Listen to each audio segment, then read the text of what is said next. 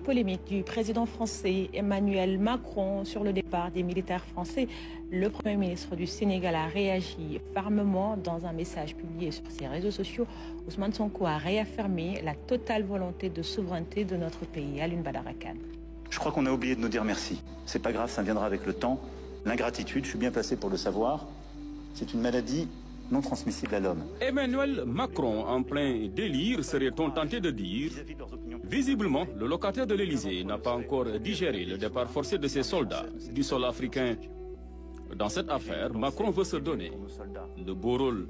Mais je le dis, pour tous les gouvernants africains qui n'ont pas eu le courage vis-à-vis de leurs opinions publiques de le porter, aucun d'entre eux ne serait aujourd'hui avec un pays souverain si l'armée française ne s'était pas déployée dans cette région. Face à cette volonté de travestir les faits, la réplique des leaders africains est instantanée. Ousmane Sonko donne sa part de vérité. Pour le Premier ministre sénégalais, le retrait des troupes françaises traduit juste la volonté des pays africains, en particulier le Sénégal, de réaffirmer toute leur souveraineté sur leur sol. Je tiens à dire que dans le cas du Sénégal, cette affirmation est totalement erronée. Aucune discussion ou négociation n'a eu lieu à ce jour et la décision prise par le Sénégal découle de sa seule volonté en tant que pays libre, indépendant et souverain. Enfonçant le clou, le Premier ministre sénégalais fait un petit rappel historique à l'intention de Macron. C'est enfin le lieu de rappeler au président Macron que si les soldats africains, quelquefois mobilisés de force, maltraités et finalement trahis, ne s'étaient pas déployés lors de la Deuxième Guerre mondiale pour défendre la France, celle-ci serait peut-être aujourd'hui encore allemande.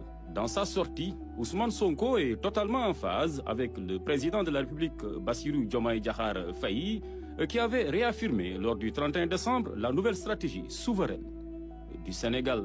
J'ai instruit le ministre des Forces armées de proposer une nouvelle doctrine de coopération en matière de défense et de sécurité, impliquant entre autres conséquences la fin de toutes les présences militaires de pays étrangers au Sénégal dès 2025. Sur le continent africain, d'autres voix se sont également fait entendre pour dénoncer la sortie du président français. N'Djamena a ainsi condamné les propos pleins de condescendance de Macron. Jamais la France n'aura été aussi acculée. Le phénix africain est en train de sortir de son sommeil.